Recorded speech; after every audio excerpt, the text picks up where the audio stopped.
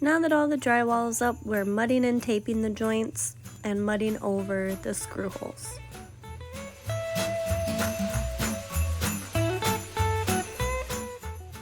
This is the first time I've ever done anything like this, and I guess I could use some practice.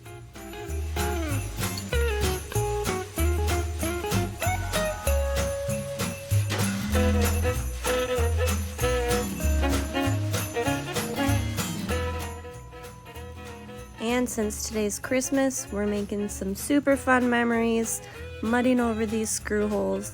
I brought my special little helper today. He's doing a great job.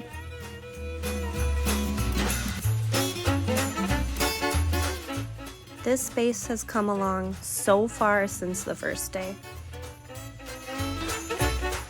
And just for fun, I found the self-propelled vacuum.